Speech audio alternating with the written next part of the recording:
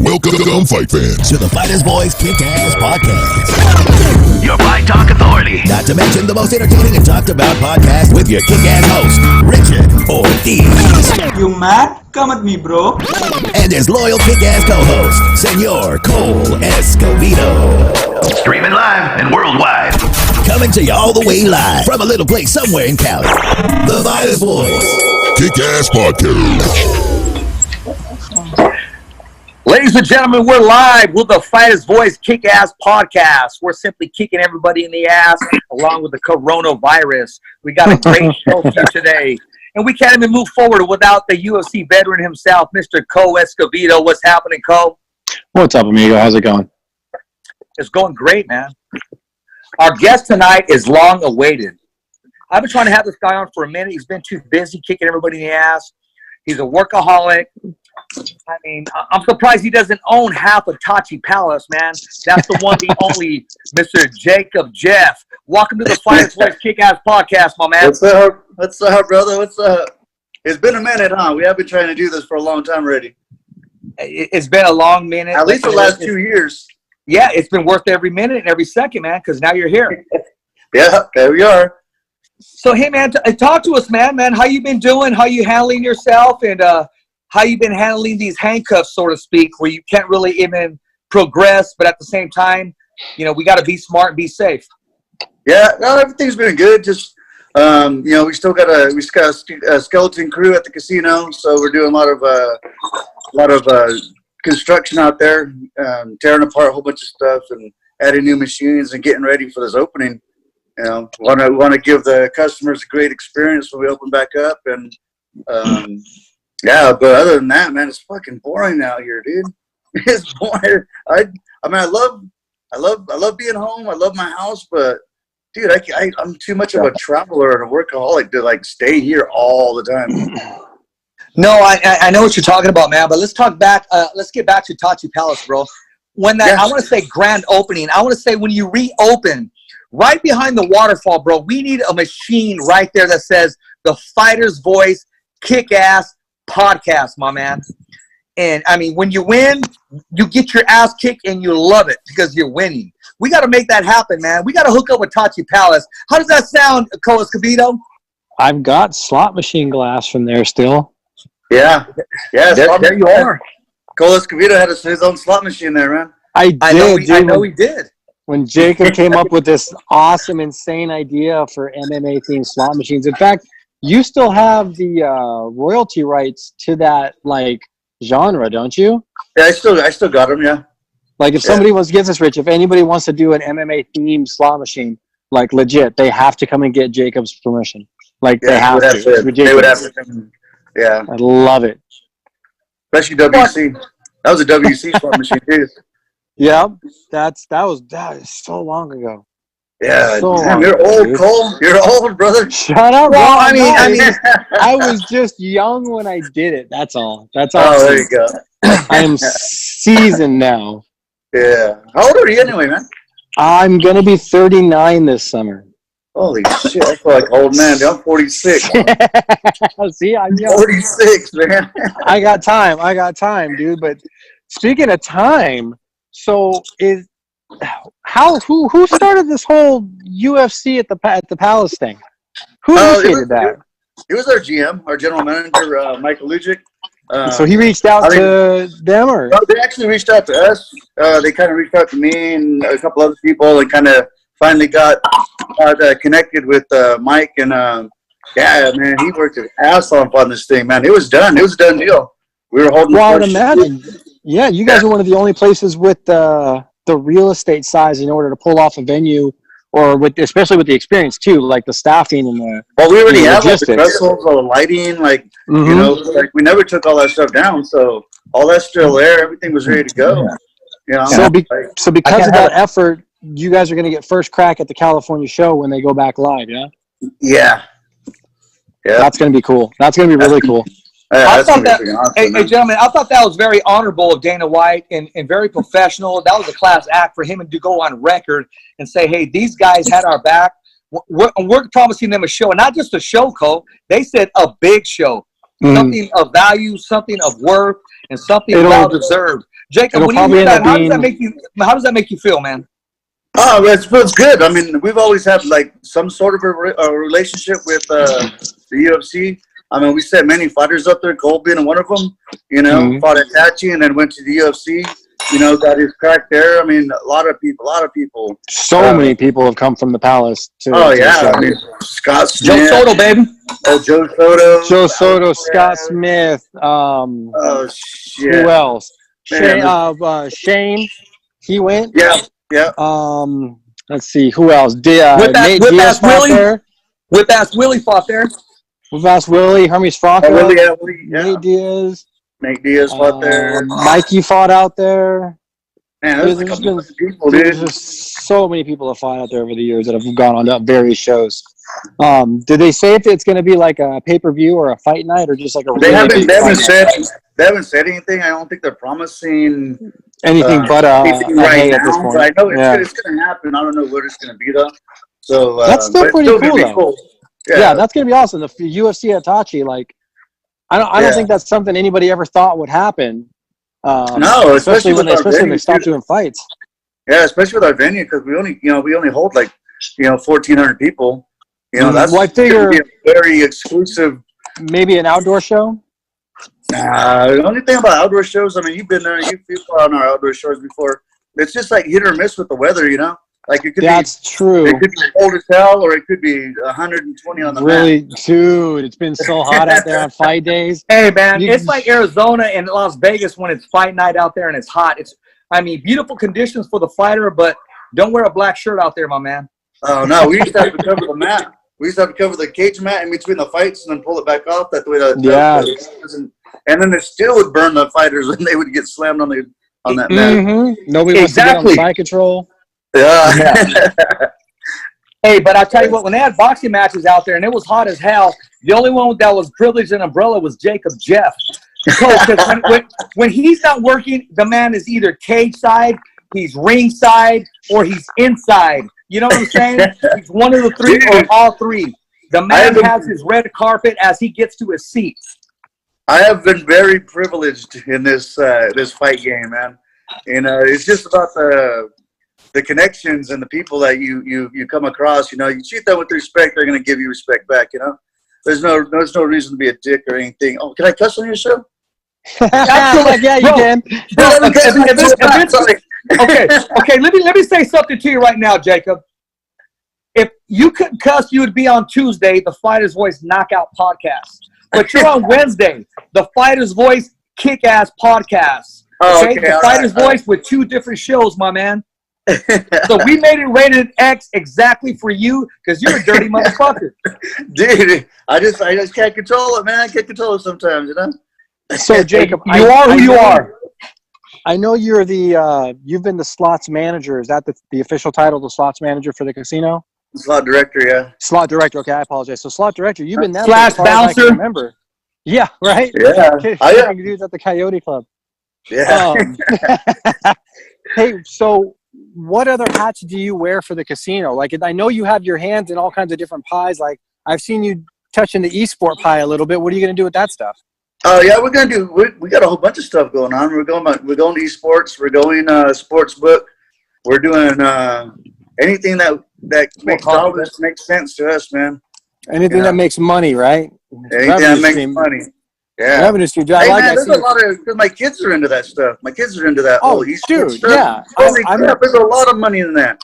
Yeah, dude, kids can stay home. Huge. Yeah. Well, look over in Japan and stuff. Like they homeschool their esports players, and all they do they do their curriculum and then they just play video games all day long. Pretty much. Let me interrupt you right there. They don't play video games. They invent video games. Oh yeah, exactly, man. Pretty much. Geniuses, man. But yeah, we're trying to dip our hands into pretty much anything that that will bring people out to casino and let them have a good time. Foot traffic makers. Oh yeah. Yeah, like the bowling alley, the movie bowling alley, those are really cool. Have you been out there? I have. I was out there. I want to say, I can't remember what movie was out. I went out there, saw a movie, didn't get a chance to check out the bowling alley too much, but I saw the theater and stuff. I thought it was really cool. is a good addition to the casino. It definitely it helps create that weekday destination spot, so to speak. Like I like it. It's a cool idea.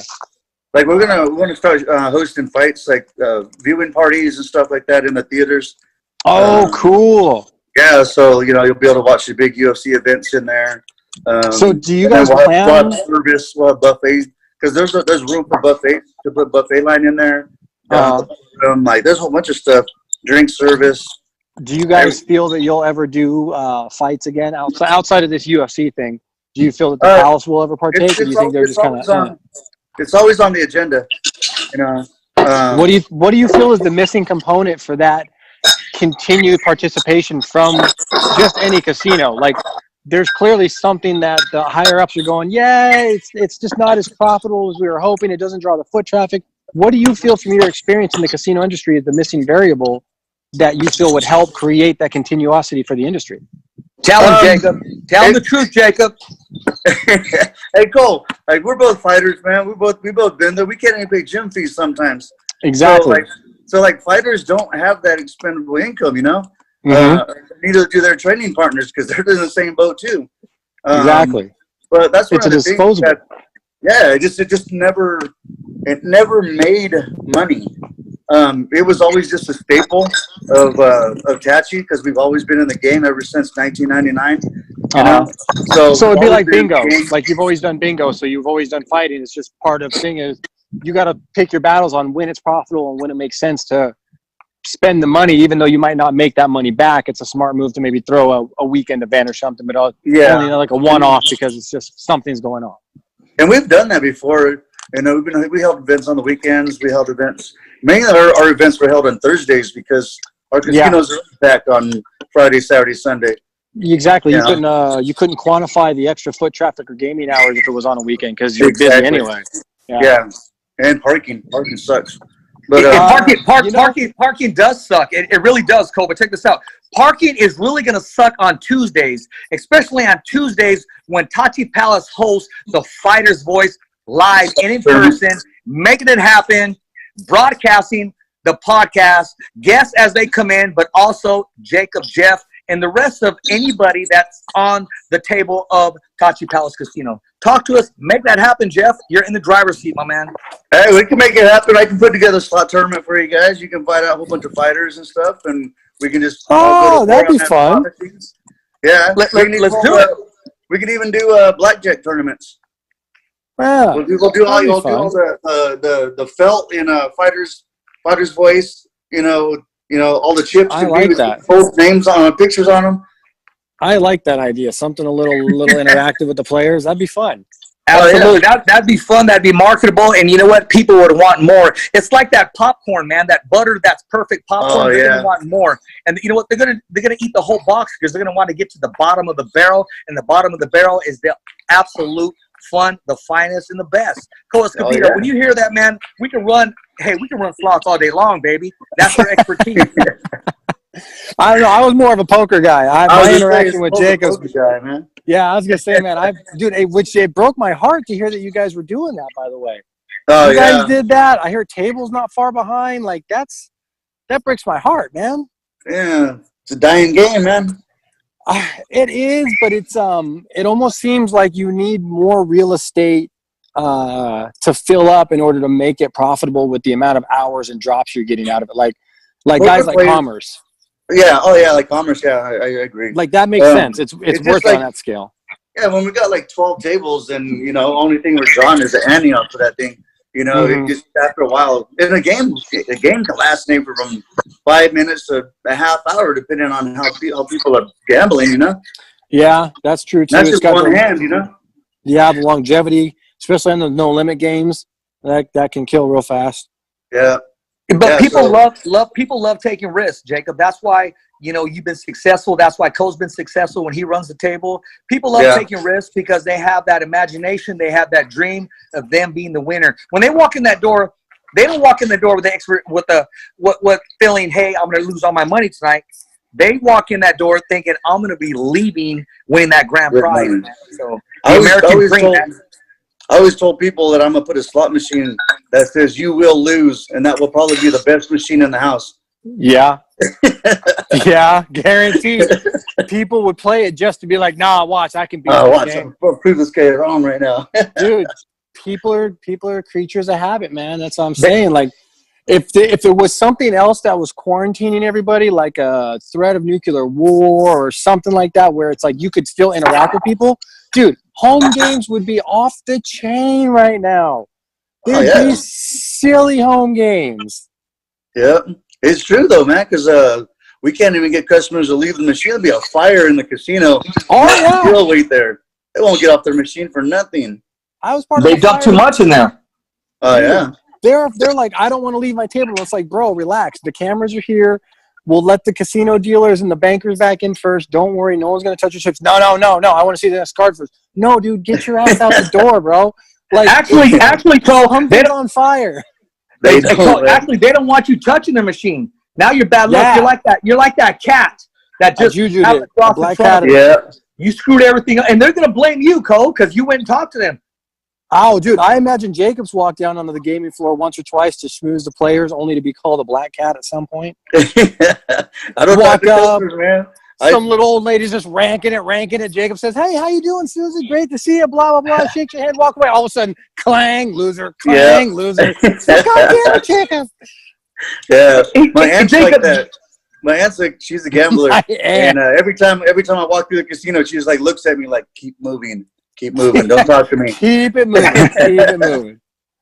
Don't even mess with me. Exactly. Hey, man, what's one of the craziest stories that have happened on fight night? Oh, On fight night that you've been a part of, or you witnessed, you're like, really? Is this really taking place? Are you serious right now? Probably the bloodbath that Cole Escobedo took against Uriah Faber. Oh, bro, that was. I figured he'd bring up something Dude, like that. That cut was only like this big. Dude, that bled like a pig, bro.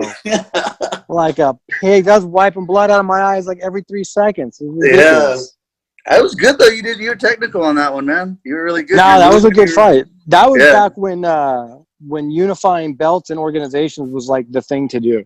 Yeah, like I think you have he was belt like Gladiator holders, champ or something like that. Yeah, King of the Cage, Gladiator, maybe some one-off somewhere else after that. But he was just going around collecting belts at that time, and that's just what made sense in the sport at that time. So Well, that particular fight, I don't know if you're aware, Jacob. Cole did an interview with the California kid, and at the end of the interview, he gave Cole mad props about that fight. He talked about that fight. Yeah, so it's all about respect and being a class act. Yeah. Yeah, no, man, I was really jazzed when we found out he was going to be fighting again. Like, that was really cool. Like, everybody was like, oh, dude, to see Uriah fight again. And in the UFC, like we all said, it was like perfect timing. The lineup for the belt was there, make a run at it, have some fun kind of thing. But, dude, there's been so many crazy things that have happened at the Palace. Just, God, that depends on even what era you're talking about. You've got Palace fighting championships. You've got the Charles Lewis tap-out era when the fights first started out there. You've got Charles Bennett. You've got Ryan Bennett. You've got Lewis. Now, dude, they've been through so many different phases. Like MMA, you could go to the Palace, and if you wanted to see what stage of life MMA as a whole was at that time, you just go watch fights at the Palace. Like, to get an idea of where MMA was and what was the most creditable clothing lines, what were the most popular, what gear, what teams. You just go out to the Palace, and it would tell you that era, what was going on and what was interesting. Which was cool. You can never forget about the Christian Print-Up era. Oh, yeah. Exactly. Yeah, dude. Dude, that was wild, man, the PFC. Oh, man. Was it Fight Club meets the nightclub? Yeah, dude. He threw it out. Didn't you throw a show at Playboy Mansion with that? Yeah, threw a show at Playboy Mansion. That was fun. We went there like everybody won that. Everybody won that night. Oh, yeah. Dude, that was just it's like Christian went to the tribe, and the tribe's just like, just go as nuts as you can. Just go crazy. Come up with the most insane, exotic stuff that you can. We're gonna go balls out on it. Let's go. Let's get in there. And he did. He went fucking crazy. He came up with some of the most lavish ideas I think I've ever heard a promoter come up with before. Some of the sentences would end with, and then you set it on fire, Cole. Check this out. And I'm like, nah, I don't know about that. Hey, Cole, when you were part of a Tachi Palace lineup, man, what? Real quick, what was one of the craziest memories that you encountered, that you were a part of, or that you witnessed? aside from having Christian dress me up in a full-on headdress up in the mountains for a photo shoot, I was getting ready for a fight one time, and I'm backstage, and one of my corner guys came in and said, "Hey, Cole, I think somebody you know is getting arrested in the crowd." And I was like, "What?" So I go out there, and long story short, it ends up being my uncle, one of my uncles, and one of my cousins ended up getting into a drunk argument with sheriff deputies, and they ended up getting a taser pulled on them, arrested, escorted off property, and banned from all future Palace fights. Meanwhile, I'm backstage warming up. That was outside, wasn't it? Yeah, it was an outside event. Yeah. Yeah. Two Good times. Two things, Jacob. You can share your Kool-Aid with the world. Well, number one, and number two, the craziest thing I've witnessed is I was there with KP. We were covering a fight in the Richard Goodman era, which was not too long ago. Yeah. And there was a particular fighter that was told, okay, after your fight, we got police officers waiting for you in the dressing room. Yeah. There's two things you could do. But one, you're not, because they wanted him to leave the cage in handcuffs, and Goodman said, no, that's not going to happen. That's absolutely not going to happen. So he fought his ass off. There was a couple times he could have taken the loss or whatever, but he fought back. Yeah. He got the victory. And as he's walking, he's looking left and right as if to say, okay, you know what? Too many people, too many witnesses. Went backstage. They were there. They were 3 deep, and then they became 6 deep, and then they had some in the parking lot. And what does he say? He goes, hey, guys, I left my shirt in my locker. Can I go get it? And they said, absolutely not. So before he leaves, he did say this. He said, well, can I at least get an interview before I leave? And we were privileged to get the interview. You know, I don't want to mention anything, but they were there, locked, loaded. As soon as the interview was done, they put the man in some steel. But I was like, wow. But Goodman did go to bat for him and said, that is not going to take place. The man is going to fight. The man is going to collect the check. And you're not going to touch him until after the fight, until we get him out of the crowd. Yeah. I was there. I was in the back when they cuffed him. Yeah, you remember that. I was right there. I was like, holy crap, this is really happening right now. And I remember when it happens. And when I did the interview, you kind of looked at me like, Richard, really? I said, bro, that's what he wanted. So I said, hey, I'm going to give him what he wants. It's like your last meal, so to speak. Yeah. Yeah. No, that was crazy. That was a crazy one. Dude, yeah, there's been some incidences, man. I've had. Remember when Joe Soda's brother tried to jump over the cage? Yes, dude. It seems like everybody's had a brother try to jump over the cage. Everybody, like Max Griffin's old lady in the crowd trying to fight everybody. Yeah. Hey, Max Griffin's always did well for himself in that department. Oh yeah, he's doing good, man. He's doing really good now. He was definitely one of the first guys that had a unique character within fighting that finally got like exposed. Like that whole Ultimate Fighter was kind of like, because he did that book too, didn't he? Didn't he do like some caveman book or like Surviving the Apocalypse or something weird like that? Yeah, something like that. Yeah. Sacramento, right? Max Payne Griffin. Sacramento, yeah. No. I was thinking of Forrest Griffin. Oh, okay. Griffin. No, yeah. But Max's old lady, right? Yeah. That's what you guys were talking about. Yeah, no, that dude. Now, see, that guy is a guy that may or may not win every fight he gets in the UFC, but he will make it a good fight to watch. Does that make sense? Oh, yeah. And that's one of the reasons why he still has a well-paying job within the organization that he has, and because he knows his worth, first off, but he does his job, I guess would be the easiest way to explain it. Like, he shows up and puts on fights. Yeah. They don't expect you to win every fight, but they expect a good fight out of you. Well, look at the other older fighters, like Diego Sanchez. I think he's like Clay Guida, Diego Sanchez. That guy, because he goes in there and puts on fights. Even, like, I would still tune in to watch him fight. I would actually still tune in to watch Clay Guida, because they put on fights. In between rounds? Yeah. Like, he put on good fights, but he'd lose, he had, a 4 or 5 in a row loss streak, and people were like, why do they still have him? And you just had to say, dude, just look at his fights. The guy puts on standing ovation fights. So, but Diego, I don't know. Diego's gotten a little out there lately. Yeah, I don't know. He's been kind of like on the dark side, so to speak. And I'm not talking about Jeremy Luciano's podcast, which is a plug, but he's been totally on the dark side, selling his soul and shit. I don't know what's up with that. Yeah, he did. He kind of did go out there on a little deep end. Trying his own path, I guess, man. Yeah. What do you call himself? changed his name to the Dream. The Dream, yeah, from the Nightmare to the Dream. Nightmare. And now, like, I heard he doesn't even have a cornerman. Like, I heard it's just that one dude. Oh, damn. Like, it's just like a mental coach or something specific like that to help him keep focused in between rounds, which I guess, you know, like we talked about that before, Rich. Like, we weren't really knocking it, but I'm like, if it works for you, I guess go ahead. But it just confused me so much to have one guy at that level. Like, I could see having one cornerman if you're fighting at the Indiana State High School gym and you're in the gymnasium fight. Like, I could see having one cornerman, but when you're in the UFC, like, I don't know. It seems like a flawed approach. You cannot go, and I've never fought in the UFC, but you cannot go into a UFC fight without a 100% team around you, period. Even the team that doesn't even make it into the cage, that's in the dressing room, everybody has a place, everybody has a position, and everybody has a job to do, period.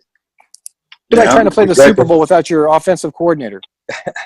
You need more than a man to put your mouthpiece in and take it out.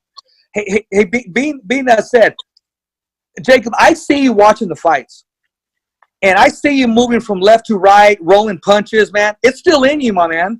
I mean, if they had a senior tour, or if they had, hey, let's put on an exhibition, are you ready to strap it up one more time?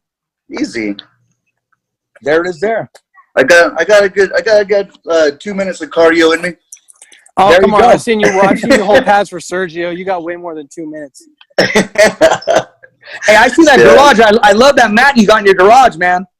Oh yeah. That garage is beast, man. I need to use it more, but yeah, I got a full setup in there, man. Good to go. So when are you gonna start doing privates? Whenever everybody wants to. I see you always hanging out with Sergio, man. How many times are they gonna bring him out to Hawaii, man? That guy loves that. Yeah, well, he still has another belt for our Destiny fights. He still has a rubber match at Trinity.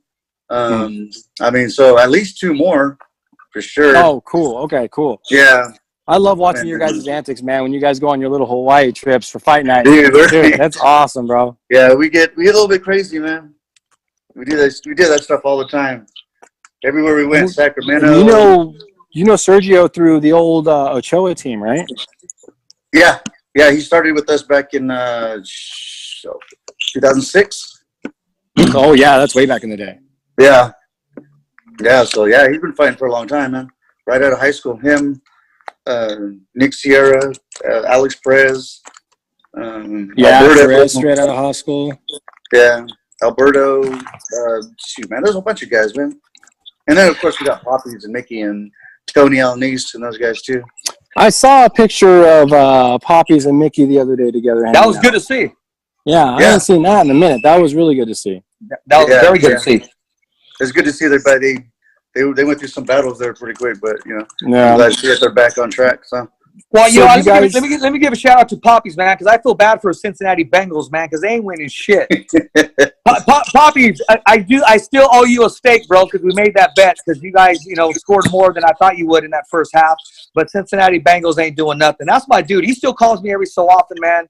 And so does Big Martinez himself, man. You know what he keeps telling me too? I'm coming back, man. Tell Cole to be ready. He goes, tell Cole Escobedo to be ready. I'm coming back.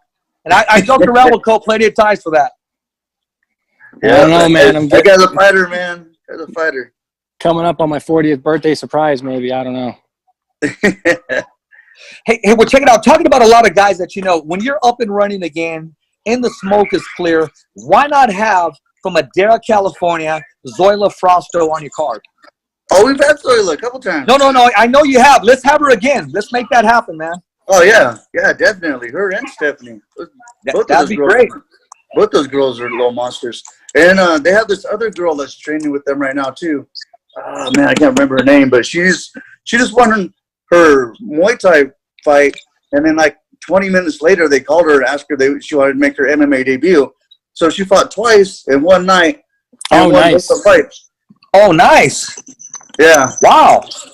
That's great news. She said she was good in the back getting ready to go have margaritas, and she ended up they ended up calling her and be like, hey, you want to make your MMA debut?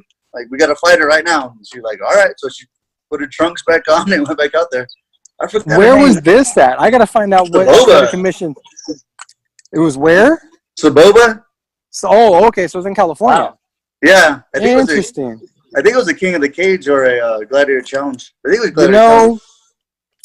I mean, I'm not going to say anything bad, but hearing those organization names with something oddball like that makes sense. Oh yeah, That makes sense. I've seen those dudes do things like, oh, hey, by the way, your fight's 2 fights, not 3. Well, what the fuck do we sign a 3-fight contract for 3 rounds in? I don't understand. Why is it 3 rounds in on my contract? What do you mean fights? So I've seen some on the fly sort of things happen. I've seen in Thunder Valley a guy get offered a fight on the spot. From the crowd. He went down to the hotel gift shop and bought some ridiculous flowered colored shorts to fight in because he didn't have anything. I think he borrowed somebody's cup. Sounds about right, man. Hey, Jacob, check this out, man. It was I'm not going to say the promoter's name, or I'm not going to say the casino. I was just there just to cage announce, and he basically said, Richard, you know anybody that weighs this amount? I made the phone call. This guy comes down, and he says, no, man, this is a 15-pound difference, right? But he goes, no, just give him a Red Bull and feed him something, and he'll make weight. I mean, it was that far. But see, the commission that was there goes, oh, no, hell no, we're not going to sanction that fight. And he goes, what do you mean? Because the ticket seller the fight needed to take place. He didn't want to get back any income for the tickets. And I'm thinking to myself, I didn't make this phone call to see this guy get freaking devoured. But he just said, no, he goes, give him a Red Bull and give him a meal ticket real quick and have him come back to make the weight to get his 15 pounds. I'm thinking, long story short, the fight didn't take place, but my God, we're really going to go there? So, I mean, when I hear your stories, yes, it does exist, especially like the story you said about this guy buying flower trunks and pulling them from the crowd. Yeah. Sometimes the show must go on. I've seen it happen multiple times, man. Yeah. Oh, dude, yeah. Back in the dark ages, I've been in places where they'll just go backstage mid-round and just be like, hey, we need a guy for the next fight. How much do you weigh? And they'll just point at some random dude in the crowd, be like, how much do you weigh? You'd be like, $145. You'd be like, you want to make $1,000? Let's go. So I've seen some crazy stuff happen before. Like with my first fight, I was supposed to fight this one kid. I showed up to the weigh-ins and they said he didn't turn in his blood work, but they pointed, Goodman pointed at some dude in the back. He's like, you can fight that guy right there. 198 pounds. I weighed 170. I made my weight. And he weighed 198, so I fought him anyway, but it was just, I was like, oh shit, I sold too many tickets to not fight, Yeah, and that's a weird position that a lot of fighters end up finding themselves in this day and age still, with the whole less purse but a higher percentage of ticket sales.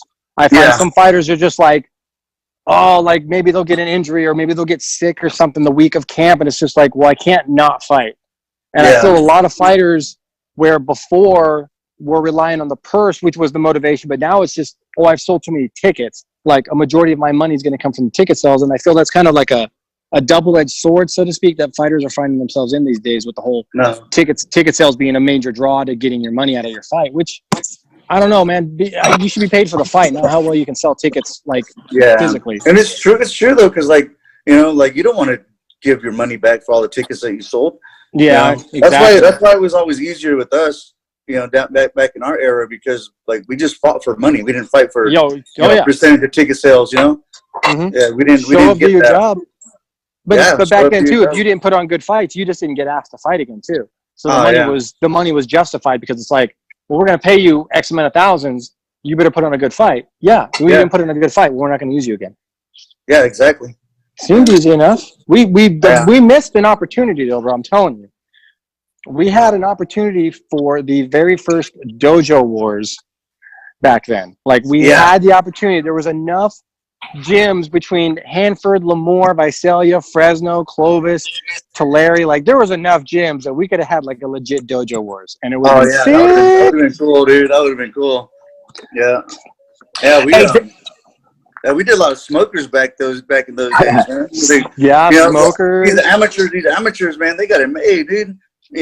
Jeremy puts on shows with lights and smoke and big screens, really big stage to perform on, and get all exposure. I was fighting in some stinky ass gym, right? Downtown somewhere. downtown Tulare or downtown Fresno or somewhere, man. Right? Where it's just like, this is shady, dude. Why am I here again? Well, you're going to build experience. No, fuck that. I'm going to build a tetanus is what I'm going to build, dude. I want to go. Exactly, man. Hey, sometimes you got to take what they give you, man, and times have changed. Talk about times have changed. Jacob, I got a question for you. It's coming from Madera, California, from Jason Alexander. What was going to be the procedures for that UFC coming to Lemoore, California? One, was there going to be press? Was there going to be anybody being able to see it? Only the camera crew? Were the fighters going to stay there at the hotel, actually? And here's my list, but I'll take the top 4 questions. Yeah, so we were bringing in fencing to put around the perimeter of the building. That way, because once they get there, they weren't leaving. They weren't going to be able to leave at all. We had our kitchen staff ready to do all the meals. We had hotel staff ready to handle any kind of needs that they might need for the hotel for their stay. But pretty much they weren't going anywhere. Once they got there, they were locked in. Every one of our staff, we were all taking COVID tests. We got COVID tests for them. We got COVID tests for the reservation. Everybody's being tested. Everything was still a go. You were only allowed into the facility if you were on working at that time. You couldn't just, like I wasn't even going to be able to show up and go to work. I mean, I'm pretty sure I would have been able to get in, but What's the point of being Jacob Jeff if you ain't got that kind of pull, man? I would have walked in. But yeah, no, I mean, we had everything set, procedures, security. We were on it, man. We were ready to go. And unfortunately, that's kind of a work disappointment, man. Yeah, So did you know before they aired that ESPN interview, or did you find out like from the ESPN interview? No, we found out like a couple hours before then. Bummer. Was it Dana that called you guys, or was it like a representative? I was one of his staff members. Yeah. Gotcha. Yeah, because we didn't really deal with Dana directly. We dealt with his crew, and they were really professional, really great people. And it was just, we'd have one call where it was just the lady who was just talking about hotel essentials and food, and then we'd have another call, with just like their production crew. And then we'd have another call with their marketing crew. Like we had like 5 or 6 different calls with different people from the organization. They got tons of people. Yeah, it was crazy. It was fun. It was really fun. It reminded me of when me and Christian and them did the merge between that PFC thing, in between WC and PFC. When all that went down, it was a crazy, exciting time. This last week, 100 miles an hour. But it was fun, man. It was fun. I could just imagine that. Hey, Jeff, besides me blowing you up, man, I mean, how many times was your phone going off once the world got wind of it? Once everybody around you had so many friends that you thought were no longer contacting you. All of a sudden, everybody was your friend. Everybody was your grandpa. Everybody wanted to make it happen. It was my social media that was blowing up because I just got a new number, so a lot of people don't have it. This new number that you got. Like nobody has that number, so like everybody was blowing up my old phone, but I'm not using that anymore. So poor old dude on the other line of that number is like, I don't know what you're talking about. Yeah, exactly. Yeah, so we ended up my social media got blown up like crazy, and it was just dude. Like I said, UFC just people were already picturing the Tachi Yoka Wolf logo above the UFC logo, so people were already like. The imagination, people were just like, dude, I'm going to go out to the Palace and watch a UFC fight. I mean, just there's so much potential there and it sucks that it didn't happen. But the positive you can take away from it is now the caliber of show that you can plan for, prepare for, the fights you can have on it, because they're going to obviously it's going to be a UFC card, but they're going to have to fill out the undercard and the prelim card. Which, if they're smart, they would just use your surrounding area Valley fighters to fill that out. Really get the fighters that fight at the Palace where they fought before, and now there's just no fights there, like a home to showcase in front of their friends and family. Dude, I mean, obviously it'll sell out, but that would be a good push. Would be to use those guys, like really just let the undercard be filled out by Valley fighters. Would be a smart move. Oh yeah, no, I agree. That would have filled itself out too, and the promotion itself. I mean, your name's already on the map, but that would have just exploded it worldwide, global. Because you know what? Check this out, Jeff. The whole entire freaking world would have stopped what they were doing to tune in. Even the haters, even the people that have never saw MMA in their life would have tuned in, even if it was for a second, long enough to get that rating, long enough to have record sales and numbers, man. Just the thought of it. I get goosebumps because, you know, I'm an hour away from it. And for people to contact me saying, oh, I bet you and Cole are doing this and that, little do they know, no, it doesn't work that way. Just to hear that and knowing it's just great for the Valley, great for the sport, and great for you guys, especially when Dana White went on record and said, I will come to them in California and provide a big fight because they had our back. Oh, man, we stood our ground, though. I mean, you know, just like you said, we stood our ground. We didn't say nothing. Everybody was contacting me, and I was just like, what are you talking about? Like the UFC's going to come to Lemoore, California. Yeah, right. You know, but, you know, we couldn't say nothing. We had that disclosure, you know. We couldn't say nothing. They just were looking for a venue. Like, yeah, they were down. We were like, fuck it, we'll do it. Like, over here. Like, because that's nothing new to you guys. Like, some casinos, they'd throw in one, maybe two events before. You guys would be like, dude, what do you need? Boom, done. We got a crew for that. We got a crew for this. Oh, yeah. Save your truck. We got the lighting. Because they're really just going to bring in the fighters and maybe a couple cornermen, and that's going to be it. So you're not going to have to worry about filling in the seats. They were only allowed 2 people. Yeah, so it could have been a huge pay-per-view level show, but still just run somewhere. Like, still run somewhere. That would have been awesome. Hey, it would have been the rebirth to Tachi Palace fights. Oh, yeah, definitely. And, you know, I think we're going to get some more shows out of this, not from the UFC, but also from Tachi Palace fights. This lit a fire under us, you know. We know that we can do it. We know we'll be able to pull off a UFC fight, and we know that we can obviously pull off a Tachi Palace fights card. Would you guys still label it Tachi Palace fights, or would you guys just be like a hosting venue for organizations that want to host somewhere in California? We looked at both aspects of it. You know, we do a 4-wall, let somebody come in like a Bellator or a Invictus or a, you know, or even a UFC. Does it help you foot some of that cost? Yeah. So pretty much all we're doing is renting the facility and reaping the benefits off of our slot machines and our hotels and our exactly food and beverage. You know, that's what it's all about. You know, it's about food travel. Getting people that's going to be there. You know. Yeah. Exactly, and I could tell you 2 people, 3 people that will be there, and that's the whole Fighter's Voice crew. Myself, and Cole Escovedo, KP, Mike Ruther, writing stories, getting pre and post fight interviews, man, like no other in the Valley, Jeff. And that is the God honest truth. If you don't promote yourself, nobody is. Plain and simple, period. And you know what? We challenge anybody from around the area. If they want to come outside area, you better be from New York, Anaheim, LA, Chicago, or Philly. That is not going to get pre, and post-fight interviews like the Fighter's Voice Knockout podcast. That is very true, man. You guys are always on it, man. I see you guys at all the events, everything, man. You guys do a good job.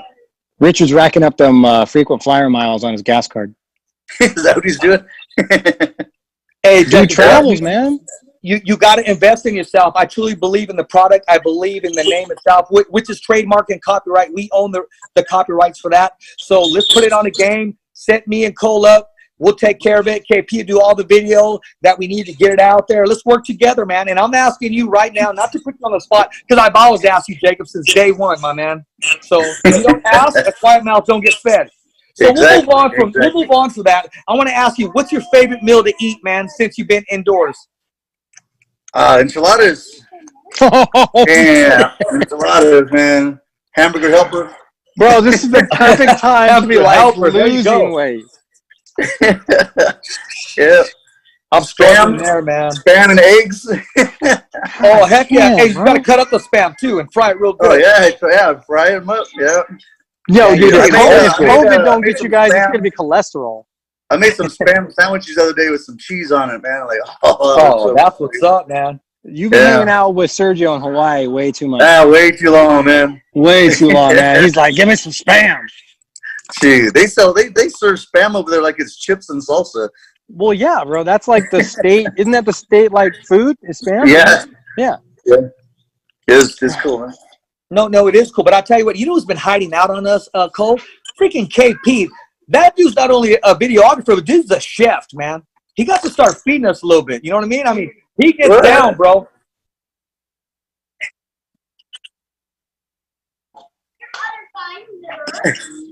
Hey, Food Central. Hey, well, I'll tell you what, when we get up and running again and we come back to the studio and Jacob Jeffs comes to studio, we got to try out your food, man. We got to make that happen. Oh, yeah. There you are.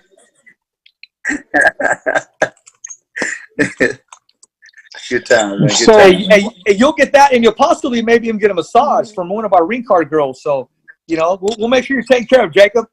I don't mess with ring card girls, man. No, you don't got to mess with them. They'll mess with you. But that's a whole different. That's a whole different story. Hey, Cole, what happened in the background I was looking at? Oh, what was that, Jacob? Oh, the cat? I've seen it. I've seen people go through ring card girls, and it doesn't work out very well. Oh, yeah. There you go. There's the great background, Cole. Because you were taking a walk or something, and then what'd you do? Take a leak right now, or what'd you do? No, I was leaning up against my car. I was walking around Well, outside. hey, Dude, it's a nice day. you know, you were leaning up on something, but it's all good, though, my man. So, Jacob, you've been in the casino industry for a really long time. Is that where you feel you're going to end? Like, say, I guess you would say like your professional life until retirement, or do you feel that you're going to transition into another field of some kind with what you've learned in this industry itself? Nah, man, I love doing the casino aspect of it. I've been at the casino since I was 16, and I'm 46 now, so this is my 30th year. What did you start out as? I'm good at it, man. I'm good at taking people. I'm good at the job that I. You are good at parting people with their hard-earned disposable income. Exactly.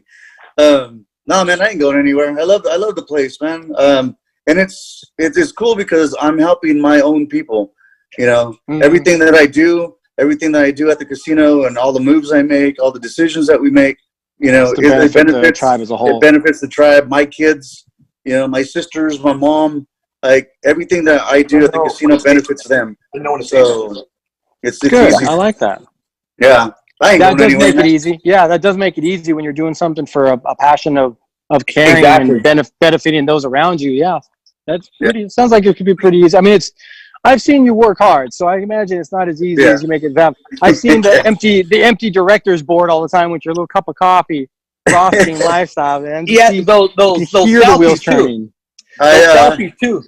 I tell everybody, man, you guys get to see, you know, the cool part of the job. You guys don't get to see the tough part of it. You know? The strenuous, the hard choices. Yeah, like everybody gets to see you guys, online and at the fights and stuff, but they don't know the whole backstory that you guys have to go to get to where you guys are at. You know, the BS we got to go through.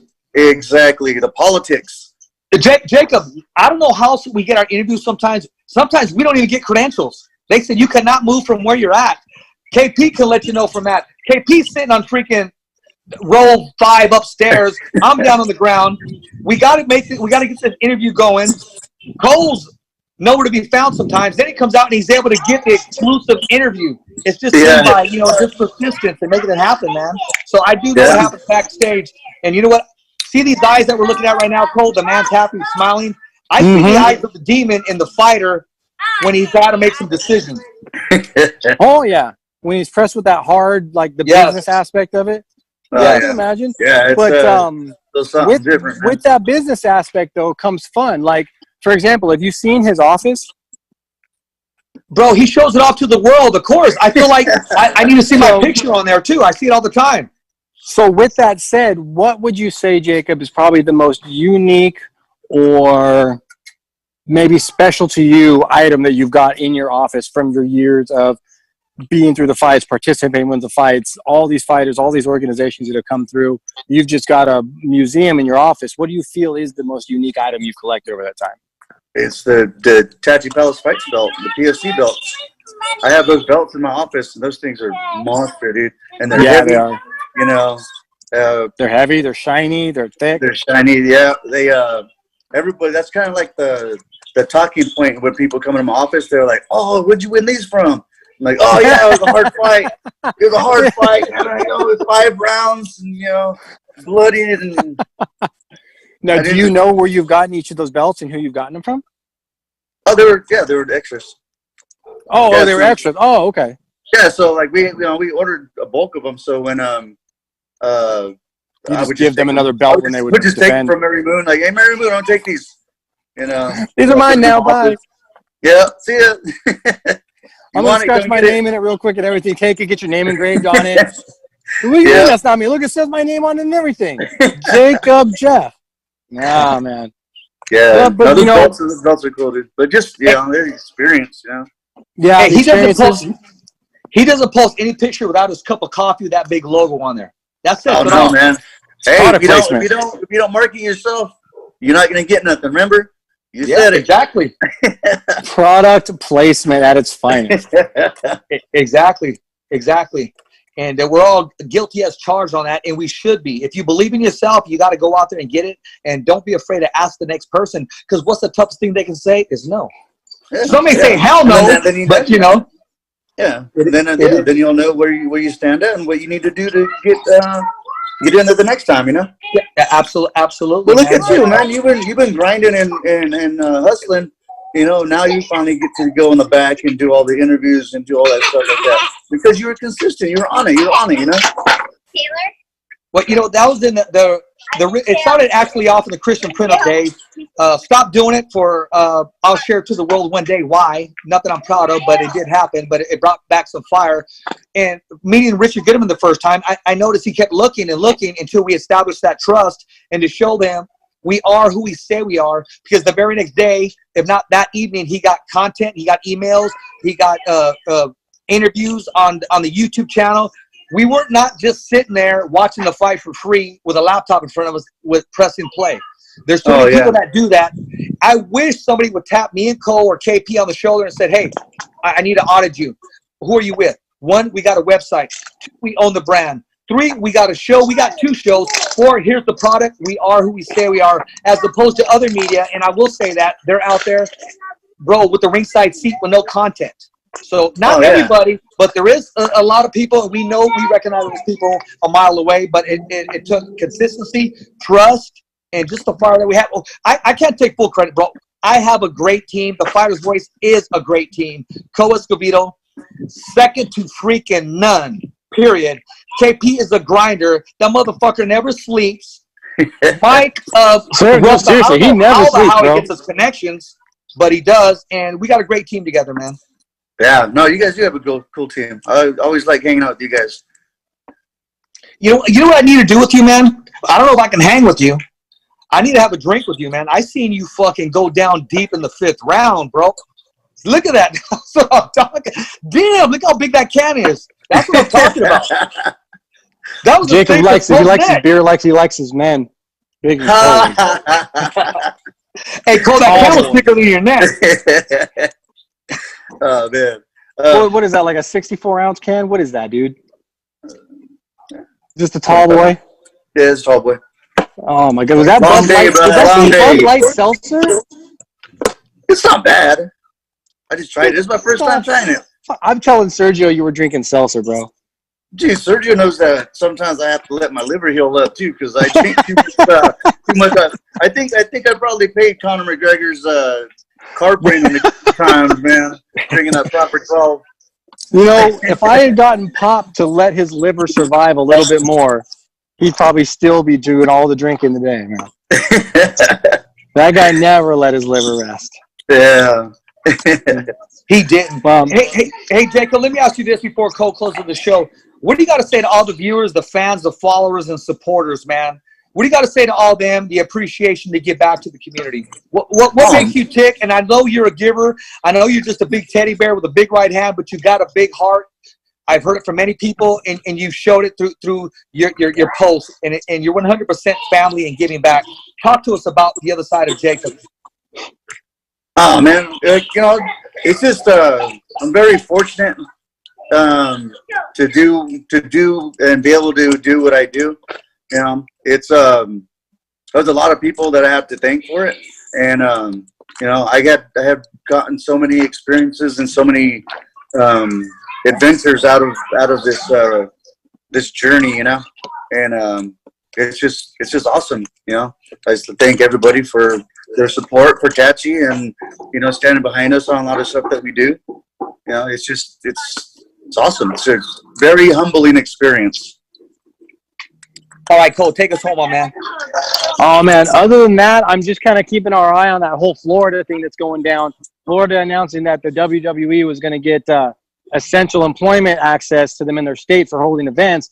I imagine the UFC has got to be right behind there with a phone call to the Florida Commission going, hey, how do we get on that page? Will it happen? I don't know. To be honest, I think we're going to see a repeat of what we just saw with the ESPN and the Disney and the California governor thing, kind of putting their foot down a little, saying, hey, that's not the best idea. We'd prefer you hold off on that. I think we're going to see that happen in Florida as well. I think they're going to get super close to doing something. And then at the last minute, the plug's going to get pulled. They're going to say on, you know, reconsideration, blah, blah, blah. We thought it was not the best idea. So I don't think wrestling fans are going to get the show like the man said it as soon as they're saying it's going to happen. But I would love to see it. Not that I'm a huge wrestling fan, but if that happens, that would open the door for other people to start making money, fighting groups to start putting on shows, organizations to get paid, stage crews to get paid.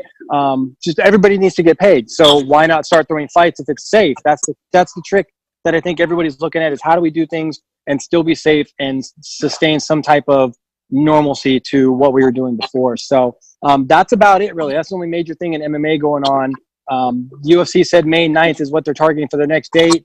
Again, I'll wait and see when they're actually boots on the ground doing the show. So other than that, Rich, that's about it, man. I wish there was more to say as far as MMA goes, but Corona. Hey, but check this out, Jacob. I want to thank you for taking time joining the Fighter's Voice Kick-Ass podcast. You are now officially a family member of the Fighter's Voice Kick-Ass podcast. What size shirt you wear, my man? I got to send it to you. Extra large, brother. Extra large. Extra large, we'll get it for you. As always, KP behind curtain, making it happen. Cole Escobedo, the UFC veteran. It's a wrap here, the Fighter's Voice Kick-Ass podcast. Thumbs up for Richie. Okay, fight fans, it's not goodbye, but until next week. Remember. It's always voiceography at its finest. So on behalf of Richard Ortiz, Cole Escobedo, the special guests, and all the crew right here at the Kick-Ass Podcast, saying hasta luego, babies. And always, thanks for listening.